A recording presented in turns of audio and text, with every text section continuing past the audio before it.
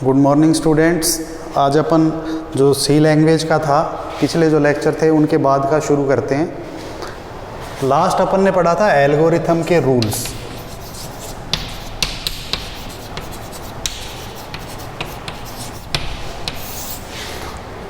सबसे अंत में अपन ने एल्गोरिथम के नियम पढ़े थे कि एल्गोरिथम क्या होता है, किस तरीके से अपन उस एल्गोरिथम को लिखते हैं, उसके नोटेशन में क्या क्या चीज़ें अपने को यूज़ करनी चाहिए या किन किन रूल्स को अपन अप्लाई करते हैं। आज अपन इससे आगे बढ़ते हैं। आज अपन पढ़ेंगे इसके प्रैक्टिकल्स। देखो, इस यूनिट के अंदर ये जो पार्ट है, मतलब आपका पार्ट सेकंड के अंदर ये जो है एल्गोरिथम टॉपिक, ये सबसे इम्पोर्टेंट है। It is most important topic of particular unit. इसमें से क्वेश्चन हमेशा आता है, मैंने पहले भी कहा था। क्वेश्चन की रूपरेखा जो होती है, मतलब उसकी जो फॉर्मेटिंग होती है, वो ऐसे पूछी जाती है नॉर्मली कि एल्गोरिथम क्या होती है, उसको अपन कैसे यूज करते हैं, या एल्गोरिथम क्या होती है, उसके रूल्स बताइए, या एल्गोरिथम क्या होती है, इस चीज़ के लिए एल्गोरिथम बनाइए। ये जो मैंने थर्ड केस बताया है, इट इज़ मोस्ट इम्पॉर्टेंट कि अपने को विद एग्जाम्पल पूछा जाता है कि एल्गोरिथम क्या होती है, कैसे कैसे अपन उसको अप्लाई करते हैं, किस किस प्रॉब्लम के लिए अपन कैसे एल्गोरिथम बनाते हैं। अब अपन एल्गोरिथम रूल्स के बाद पढ़ने वाले हैं एल्गोरिथम के प्रैक्टिकल्स, या अपन यूँ कहें इम्प्लीमेंटेशन ऑफ एल्गोरिथम। एल्गोरिथम को कैसे अपन लागू करते हैं, कैसे बनाते हैं। तो ये बिल्कुल सिंपल है।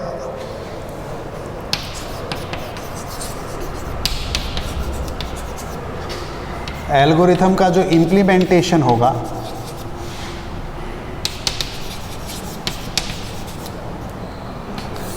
वो बेसिकली अपन तीन कैटेगरीज के अंदर करते हैं, या अपन यूँ कहें कि एल्गोरिथम को अपन तीन प्रकार से बनाते हैं। वो तीन प्रकार कौन कौन से होंगे? बिल्कुल सिंपल तरीके के हैं। सबसे पहला जो होता है वो अपन बोलते हैं सिंपल या सीक्वेंशियल एल्गोरिथम, या सीक्वेंशियल टाइप, ये कहलाता है। एल्गोरिथम का इम्प्लीमेंटेशन का जो फर्स्ट टाइप है वो है सीक्वेंशियल। सीक्वेंशियल का मतलब होता है एक क्रम के अंदर लगातार अपन एल्गोरिथम बनाते रहते हैं। सेकंड जो इसका पार्ट होता है उसको अपन बोलते हैं कंडीशनल।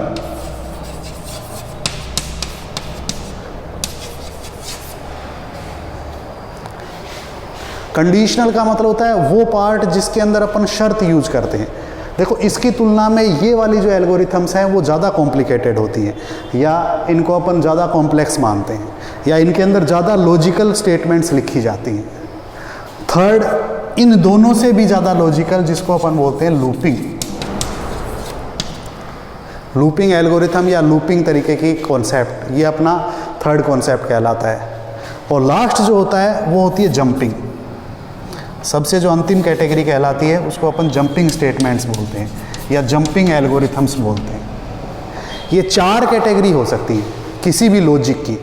चूँकि ये इसलिए भी महत्वपूर्ण हो जाता है अपने लिए कि इन्हीं चार प्रकार के अपने प्रोग्राम होते हैं। जब भी अपन सी लैंग्वेज के अंदर आगे पढ़ेंगे, सी लैंग्वेज में प्रोग्रामिंग के बारे में पढ़ेंगे, तो प्रोग्राम को भी अपन बेसिकली इन चार कैटेगरीज के अंदर ही डिवाइड कर सकते हैं। ये चार कैटेगरीज कौन कौन सी? सीक्वेंशियल, कंडीशनल, लूपिंग और जंपिंग। इन चार के अलावा अपन कुछ भी यूज़ नहीं करते हैं। अब ये होती क्या है, इनके बारे में अपन स्टडी करते हैं। देखो क्या होती है। सबसे पहले जो मैंने लिखा है सीक्वेंशियल। सीक्वेंशियल का मतलब ये होता है कि अपन एक काम को एक सीक्वेंस के अंदर, एक क्रम के अंदर यूज़ कर रहे हैं। क्रम का मतलब ये हो गया कि अपन बार बार क्या कर रहे हैं, अपने पास बार बार एक ही तरीके का या एक ही पैटर्न आ रहा है जिसको अपन यूज़ कर रहे हैं। जैसे कि अभी तक जो अपन ने एल्गोरिथम्स बनाई थी वो सारी की सारी सीक्वेंशियल की कैटेगरी की कहलाती थी। सीक्वेंशियल कैटेगरी कैसे कहलाती थी कि अपन जब भी कोई काम करते थे या अपन जब भी कुछ लिखते थे, उसमें सबसे पहले अपन असाइन करते थे मेमोरी स्पेस, फिर उसके बाद इनपुट, फिर उसके बाद प्रोसेसिंग, और लास्ट जो कॉन्सेप्ट होता था वो आउटपुट। ये एक सीक्वेंस होता था, एक क्रम होता था। सबसे पहले अपन ने क्या डिफाइन किया कि इस काम को करने के लिए या इस प्रकार की एल्गोरिथम को लिखने के लिए कितना मेमोरी स्पेस चाहिए। सेकंड अपन ने क्या किया कि इसके लिए अपन क्या इनपुट देंगे। थर्ड अपन ने क्या किया कि क्या प्रोसेसिंग होगी, और लास्ट अपन ने क्या किया कि इसके लिए क्या आउटपुट आएगा। ये सारी चीज़ जब अपन एक सीक्वेंस के अंदर लिखते हैं तो वो अपनी सीक्वेंशियल स्टेटमेंट कहलाती है। इनमें कभी भी चेंजेज नहीं होंगे, या अपन यूँ कहें कि हमेशा लगातार इसी क्रम के अंदर लिखी जाएगी। अब कंडीशनल क्या होती है? ये इसकी तुलना में थोड़ी सी कॉम्प्लेक्स है। इसके नाम से भी स्पष्ट हो रहा है अपने पास। इसमें अपन ने क्या लिखा है, कंडीशनल। इसका मतलब कुछ ना कुछ ऐसा होगा जो कंडीशन पर आधारित होगा, शर्त पर आधारित होगा। अब शर्त के ऊपर कैसे आधारित करते हैं अपन किसी भी एल्गोरिथम को या किसी लॉजिक को? सपोज कीजिए कि अपने को प्रोग्राम या लॉजिक इस प्रकार से बनाना है कि अपने पास कंडीशन, जैसे अपने पास 2 रिजल्ट आने की संभावना रहती है, 3 रिजल्ट आने की संभावना रहती है, 4, 5, 6, 7, 8, इस प्रकार से कितने भी रिजल्ट आ सकते हैं। जैसे मैं इसका एक एग्जांपल बताता हूँ आपको थोड़ा सा समझना है इसके बारे में कि जैसे मेरे को 2 नंबर्स हैं, उन 2 संख्याओं में से बड़ी संख्या को प्रिंट करवाना है। अपने को पता नहीं कि 2 नंबर्स क्या हैं, लेकिन अपने को उनमें से जो बड़ी संख्या है उसको प्रिंट करवाना है। इस चीज़ के लिए लॉजिक लिखना है। अब चूंकि अपन जानते हैं कि 2 संख्या जैसे एक हो गया ए, दूसरा हो गया बी, तो या तो ए बड़ा होगा या फिर बी बड़ा होगा, इन दोनों में से कुछ भी बड़ा हो सकता है। लेकिन पता कैसे चलेगा अपने को? ये तो अपन ए के अंदर कोई वैल्यू डालेंगे, बी के अंदर कोई वैल्यू डालेंगे, उसको आधार पर अपने को पता चलता है। कंप्यूटर सिस्टम में इतना IQ लेवल होता नहीं। अपन तो बता सकते हैं कि जैसे ए में 10 वैल्यू है, बी में 20 वैल्यू है, जिसका मतलब बी बड़ा है। लेकिन अपने को क्या काम करना है कि कंडीशंस अप्लाई करनी है कि किस प्रकार से। जैसे मैंने लिखा ए इज लेस देन बी, ये कंडीशन लगाई। क्या लिखा मैंने? ए इज लेस देन बी। अब चाहे ए की वैल्यू कुछ भी हो, चाहे बी की वैल्यू कुछ भी हो, इस कंडीशन के ऊपर अपना रिजल्ट आधारित हो गया। कैसे आधारित हो गया? सोचो, अगर ये कंडीशन सही है, कंडीशन सही होने का मतलब हमेशा क्या बड़ा होगा? बी बड़ा होगा। अगर ये कंडीशन गलत है, गलत होने का मतलब हमेशा क्या बड़ा होगा? ए बड़ा होगा। तो इस प्रकार की जो सिचुएशन रहती है उसको अपन बोलते हैं कंडीशनल स्टेटमेंट्स। इसके आधार पर 2 रिजल्ट आ सकते हैं, आइदर ए और बी। ऐसे ही 3 भी आ सकते हैं, 3 संख्याओं में से बड़ी संख्या प्रिंट करना हो, या और भी ज़्यादा आ सकते हैं। उन सबको अपन मैनेज किसके बेस पर करते हैं? कंडीशन के बेस पर करते हैं। तो ये चीज़ अपने लिए इंपॉर्टेंट है कि ऐसा पार्ट जिसमें अपन कंडीशंस का यूज करते हो वो अपनी कंडीशनल स्टेटमेंट कहलाती हैं। लूपिंग, ये मोस्ट टेक्निकल टर्म है, या अपन यूँ कहें कि ये मोस्ट कॉन्सेप्चुअल वे है प्रोग्रामिंग का। लूप का मतलब होता है चक्र। यहाँ चक्र अपन किस चीज़ से डिफाइन करते हैं? चक्र का मतलब ये है कि अपने पास कोई ऐसा कॉन्सेप्ट आएगा जो बार बार उसी जगह से शुरू होगा, उसी जगह पर एंड होगा। जैसे ये सपोज अपना कोई ट्रैक है, नॉर्मली अपन इसका एग्जांपल लेते हैं जब भी अपने को रनिंग करनी है। जैसे आपको सपोज 5 किलोमीटर रन करना है और ये एक ट्रैक है जो कि 500 मीटर का है। इसका मतलब क्या हुआ? इसका मतलब बिल्कुल सिंपल सा है कि जब भी अपन इस प्रकार की रनिंग यूज करते हैं या जब भी अपन इस प्रकार का कॉन्सेप्ट यूज करते हैं तो अपने को एक जगह से शुरू करना पड़ेगा। जिस जगह से अपन शुरू करेंगे वो अपना कॉन्सेप्ट क्या कहलाएगा? Initial point. फिर अपन इस प्रकार से इस ट्रैक के ऊपर घूमते हैं। यहाँ जब एक बार कंप्लीट हो जाता है उसको अपन टेक्निकल टर्म के रूप में बोलते हैं कि एक चक्कर या एक लूप कंप्लीट होना। अब ये कितने लूप बनाएगा? अगर अपने को 500 मीटर का ट्रैक है और 5 किलोमीटर दौड़ना है तो आपको पता है 10, इसको 10 राउंड्स अपने को लूप के अंदर या चक्र के अंदर घूमना पड़ेगा, तब इसका 5 किलोमीटर फिनिश होगा। इस चीज़ को अपन प्रोग्रामिंग के अंदर डालते हैं कि अपने पास ऐसा कोई काम आता है या ऐसा कोई स्टेटमेंट आती है या अपने पास इस प्रकार का कोई भी लॉजिक आता है जिसमें एक काम को अपने को बार बार रिपीट करना है, लगातार रिपीट करना है, तो उसको अपन बोलते हैं looping statements. Last most unpredictable, jumping. Jumping का मतलब क्या होता है? सीधा बाहर। जंप करने का मतलब होता है कूदना। जैसे अपना प्रोग्राम सीक्वेंशियल स्टेटमेंट में चल रहा है, अचानक सीक्वेंस तोड़कर दूसरी जगह चला जाता है, उसको अपन जंपिंग बोलते हैं। कंडीशनल स्टेटमेंट में चल रहा है, अचानक कंडीशंस को छोड़कर बाहर जंप कर देता है, उसको अपन जंपिंग स्टेटमेंट बोलते हैं। जैसे ये चक्र था, ये चक्र अपने को 10 बार रन करना था 5 किलोमीटर के लिए, लेकिन ये 5 बार करते ही बाहर आ जाता है, इसको भी अपन क्या बोलते हैं? जंपिंग बोलते हैं। तो इस प्रकार से जब भी अपन एल्गोरिथम को इम्प्लीमेंट करते हैं, there are 4 basic ways to implement an algorithm. First and simplest most is sequential statements. Second one is conditional which depends on particular condition. It में branch any logic into 1, 2, 3, 4, 5 etc. etc. blocks. Third and most logical statement is looping statement. It means we have to create a loop or a cycle which controlled by any particular condition again and again. Last one is jumping. Jumping means an abnormal termination of any sequence, any condition or any loop. That is known as jumping. तो इस प्रकार से अपन इन 4 statements का implementation करते हैं। अब देखिए अपन आगे बढ़ते हैं इससे। आज अपन प्रैक्टिकली शुरू करेंगे।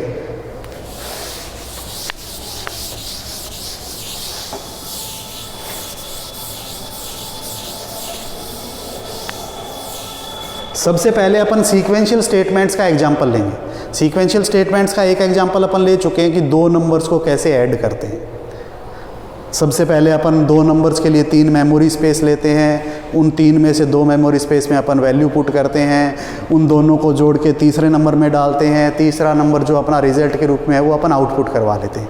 ये तो हो गया अपना एक सिंपल एग्जीक्यूशन या सिंपल तरीके का ट्रांसमिशन।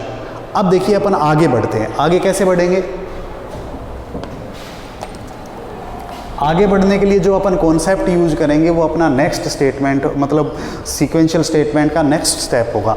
जैसे आपको एक सिंपल सा एग्जांपल देते हैं अपन कि सिंपल इंटरेस्ट निकालना।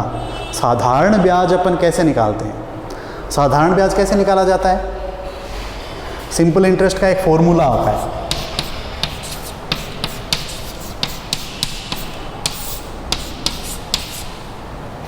यही फॉर्मूला होता है ना। एस का मतलब simple interest stand for, P stand for principal amount, मूलधन, R stand for rate of interest, दर, T stand for time of interest, समय, डिवाइड अपॉन 100 मतलब बटा 100। अपन इसको यूं बोलते हैं कि अगर अपने को सिंपल इंटरेस्ट निकालना है तो वो होगा मूलधन गुणा दर गुणा समय बटा 100। इस चीज़ को अपने को इम्प्लीमेंट करना है। अब आपको ये कह दिया जाए कि आपको एक ऐसा लॉजिक बनाना है या एक ऐसी एल्गोरिथम बनानी है जो क्या काम करती हो, जो अपने को ये रिजल्ट देती हो कि सिंपल इंटरेस्ट क्या आ रहा है, तो वो अपन कैसे बनाएंगे। अब इस चीज़ के लिए मैंने आप लोगों को पहले ही बताया कि सबसे पहली चीज़ जो अपन सोचते हैं, सबसे पहला जो कंसर्न है अपना वो है कि अपने को एक रफ शेड्यूल तैयार करना है, एक अपने को रफ पैटर्न तैयार करना है 4 चीज़ों के बारे में कि इस काम को करने के लिए कितना मेमोरी स्पेस चाहिए, क्या अपन इनपुट देंगे, क्या प्रोसेसिंग होगी, क्या आउटपुट आएगी।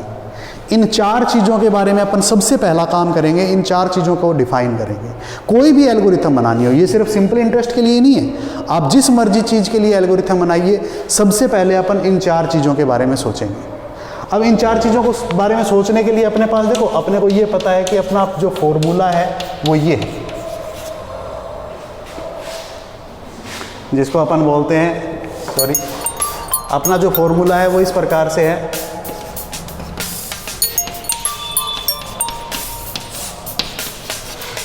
ये है अपना formula, S assignment P into R into T upon 100। इसके बारे में अपने को सोचना है। अब देखिए ये कैसे होगा, किस तरीके से अपन रन करेंगे। बिल्कुल सिंपल सा तरीका है। सबसे पहला काम, इस काम को करने के लिए कितने मेमोरी स्पेस अपने को चाहिए, या ये काम अपन कितने मेमोरी स्पेस की सहायता से करें। बताइए अपने इस काम को करने के लिए कितना मेमोरी स्पेस चाहिए। जैसे 2 नंबर्स को जोड़ते थे, उसका फॉर्मूला सिंपल क्या होता था, ये होता था। तो अपन कितने मेमोरी स्पेस लेते थे? 3 लेते थे, एक फर्स्ट नंबर, एक सेकंड नंबर और एक रिजल्ट। ऐसे ही अपने को जब ये काम करना है तो अपने को क्या करना पड़ेगा, जब अपन ये काम कर रहे हैं तो उस केस के लिए भी अपने को मेमोरी स्पेस लेने पड़ेंगे। कितने मेमोरी स्पेस लेंगे? देखो, एक जिसमें रिजल्ट आएगा सिंपल इंटरेस्ट, एक मूलधन, एक दर, एक समय, और नीचे नीचे जो है वो अपना है डिवाइड बाय 100। इसका मतलब क्या होता है? इसका मतलब सिंपल सा होता है कि जब भी अपन इस कॉन्सेप्ट को अप्लाई करने वाले हैं, जब भी अपन इस कॉन्सेप्ट को यूज करने वाले हैं, तो हमेशा अपन इन 3 को मल्टीप्लाई करेंगे और 100 से डिवाइड करेंगे। इस काम के लिए जो अपने को मेमोरी स्पेस चाहिए, उसमें देखो एक डाउट होता है, 1 2 3 4, ये 4 तो चाहिए ही चाहिए। इसके बारे में चाहिए या नहीं चाहिए, ये अपन सोचते हैं। देखो, जो भी डाउट हो वो अपने को यही क्लियर करना है। मैं जानबूझ के एग्जाम्पल इसलिए करवा रहा हूँ ताकि आपको एक नया कॉन्सेप्ट पता चले कि जब भी अपन कोई फिक्स वैल्यू लेते हैं, देखिए, जब अपन मूलधन, दर, समय और सिंपल इंटरेस्ट निकालते हैं, ये चारों चीज़ें चेंजेबल है। मतलब आपने जो मूलधन दिया है, आपने जो रेट ऑफ इंटरेस्ट डाला है या टाइम ऑफ इंटरेस्ट जो डाला है, उसके बेस पर जो आपका सिंपल इंटरेस्ट आ रहा है, ये सब अलग अलग है। मतलब कुछ भी आ सकता है, लेकिन जो आपका 100 है वो हमेशा कांस्टेंट है। कांस्टेंट का मतलब फिक्स है। चाहे अपन इस फॉर्मूले को किसी भी प्रकार की वैल्यूज़ पर अप्लाई करें, हमेशा अपने को डिवाइड बाई 100 करना पड़ेगा। मतलब इसमें कोई चेंज पॉसिबल नहीं है, या इसके अंदर अपन कुछ भी चेंज नहीं कर सकते। तो उस केस में अपन क्या करते हैं? उस केस में एक सिंपल सा तरीका है कि जो भी कांस्टेंट वैल्यू हो, उसके लिए अपन कभी भी मेमोरी स्पेस यूज नहीं करते हैं। अपन हमेशा क्या काम करेंगे? पी, आर और टी, इन तीनों के लिए अलग अलग स्पेस, एस के लिए अलग स्पेस, लेकिन इसके लिए नहीं लेंगे। ये सीधा अपन डायरेक्ट फॉर्मूले में पुट करेंगे, क्योंकि 100 फॉर्मूले में लिखो, चाहे उसके लिए मेमोरी स्पेस लो, उसमें 100 डालो, हमेशा कोई फ़र्क नहीं पड़ता। तो इस प्रकार से अपने को जो नई चीज़ सीखने को मिलती है वो ये है कि जब भी अपने को मेमोरी स्पेस कंसीडर करना होता है, आर्ग्यूमेंट्स लेने होते हैं, वो हमेशा वो वैल्यूज होंगी which is changeable, which values can very in any algorithm. जो वैल्यू चेंज हो सकती हो, जिसके अंदर मान अपना बदल सकता हो, वही वैल्यूज होंगी। कभी भी अपन वो वैल्यूज नहीं लेंगे जो वैल्यूज अपनी चेंज नहीं होती हो, यानी कि फिक्स रहती हो, यानी कि कांस्टेंट रहती हो। तो यहाँ अपन इस चीज़ को डिफाइन कर रहे हैं। पहला काम जो अपन ने डिफाइन किया मेमोरी स्पेस का, मेमोरी स्पेस अपन लेंगे 4, बिल्कुल सिंपल है, पी, आर, टी और एस। अपने को पता भी होना चाहिए, P principal amount, R rate of interest, T time of interest और एस सिंपल इंटरेस्ट। नेक्स्ट है आई। आई का मतलब है इनपुट। इनपुट अपन कौन कौन सी वैल्यू करवाएंगे? आपको पता है इनपुट अपने को 3 वैल्यूज करवानी पड़ेगी, मूलधन, दर और समय। तभी अपन rate of interest simple interest निकाल सकते हैं। ये 3 वैल्यू अपन ने इनपुट करवाई। प्रोसेसिंग क्या होगी? ये जो फॉर्मूला लिखा है सेम, इस प्रकार से प्रोसेसिंग होगी। और लास्ट आउटपुट। आउटपुट क्या आएगा? जो रिजल्ट है वो। ये एक सीक्वेंस में लिखा जाएगा, इसी वजह से अपन इनको बोलते हैं सीक्वेंशियल स्टेटमेंट्स। हमेशा अपन इस चीज़ को सीक्वेंस में लिखेंगे।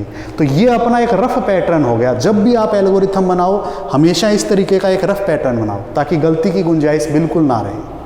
अब अपन इसको फेयर में लिखते हैं, एल्गोरिथम के रूप में लिखते हैं। एल्गोरिथम में आप जानते हो सबसे ऊपर क्या लिखा जाता है? एल्गोरिथम का नाम। नाम के लिए क्या नियम थे? नाम हमेशा इंग्लिश के कैपिटल लेटर्स में होगा, बिना स्पेस के होगा, छोटा और सार्थक। तो मैंने जैसे सपोज लिख दिया फाइंड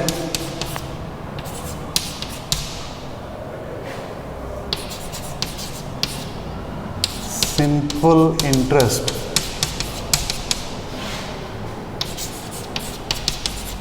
ये हो गया कैपिटल लेटर्स में, बिना स्पेस के, बिना कोमा के, छोटा और सार्थक। ये इसके नियम हो गए। अब अपन इसके साथ लिखते थे आर्ग्यूमेंट्स या पैरामीटर्स। अपन ने अभी लिखा है कि कितने चाहिए अपने को? 4 चाहिए। कौन कौन से लिए थे?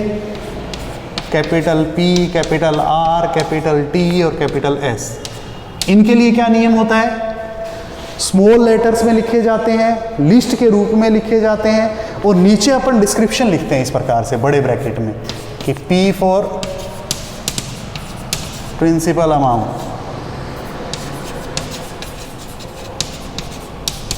R फॉर रेट,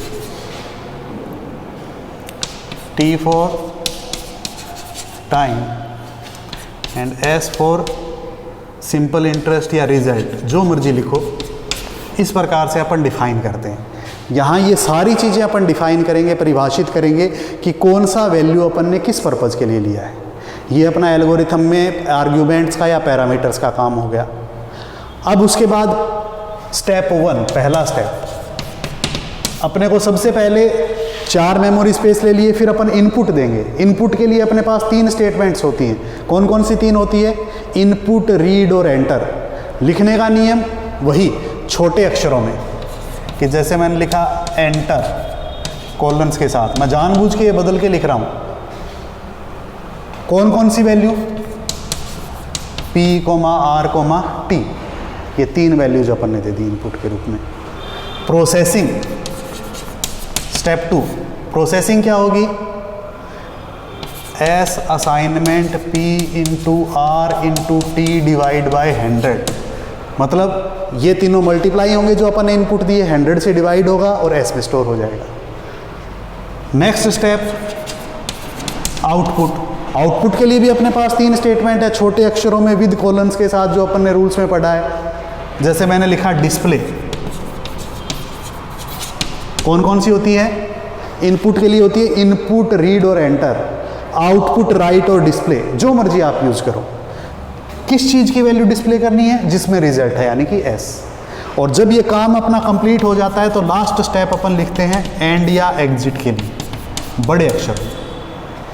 ये अपना एल्गोरिथम हो गया। ये किस चीज़ के लिए एल्गोरिथम? जब अपन सिंपल इंटरेस्ट निकालते हैं। काम कैसे करेगा? बिल्कुल सिंपल तरीका है। सबसे पहले जैसे ये वाली लाइन अपनी इंप्लीमेंट होगी, अपनी कंप्यूटर की मेमोरी में 4 स्पेस क्रिएट होंगे, P, R, T और S, इस प्रकार से। नेक्स्ट ये स्टेप काम करेगा। ये स्टेप काम करेगा, इसका मतलब अपने से वैल्यू मांगेगा। ये सपोज अपनी स्क्रीन है, इस स्क्रीन पर कर्सर ब्लिंक करेगा, अपने से इनपुट मांगेगा। अब अपने को 3 इनपुट देनी है। किस किस के लिए? मूलधन के लिए पहली, जैसे मैंने मूलधन के लिए दिया सपोज 1000 दिया, एंटर दबाया। दूसरी रेट ऑफ इंटरेस्ट सपोज 3% दिया। तीसरा टाइम ऑफ इंटरेस्ट सपोज मैंने 2 दिया। तो ये कोरस्पॉन्डिंगली यहाँ स्टोर हो जाती है, 100, 3 और 2, सॉरी 1000, 3 और 2, इस तरीके से। ये अपना इनपुट का काम कंप्लीट हो गया। प्रोसेसिंग कंप्यूटर सिस्टम अपने आप करेगा, इन 3 को मल्टीप्लाई करेगा, 100 से डिवाइड करेगा और जो भी आएगा रिजल्ट उसको S में स्टोर कर देगा। इन 3 को मल्टीप्लाई करते हैं तो क्या रिजल्ट आता है अपना? 6000। 6000 को 100 से डिवाइड करते हैं 60 अपना किस में स्टोर हो गया? S के अंदर स्टोर हो गया। नेक्स्ट क्या होगा? आउटपुट S, मतलब S की वैल्यू को आउटपुट कर देगा। S का मतलब जो यहाँ स्टोर था वो अपना यहाँ रिजल्ट के रूप में आ जाएगा। और एंड का मतलब हो गया कि जो मेमोरी स्पेस लिए थे वो सारे के सारे रिलीज, और जो अपनी स्क्रीन थी वो अपनी साफ। मतलब अपन ने मूलधन, दर और समय दिया, अपने पास रिजल्ट के रूप में क्या आ गया? उनका जो अपना पर्टिकुलर रिजल्ट था वो अपना आ गया। इस प्रकार से अपन अगले नेक्स्ट बार जब इसको रन करेंगे तो और दूसरी वैल्यू दे सकते हैं, दूसरे रिजल्ट अपने इंप्लीमेंट हो जाएंगे। तो ये अपने को समझना है कि एल्गोरिथम किस प्रकार से अपन बनाते हैं। अब आगे अपन दूसरी लॉजिकल स्टेटमेंट्स पढ़ेंगे।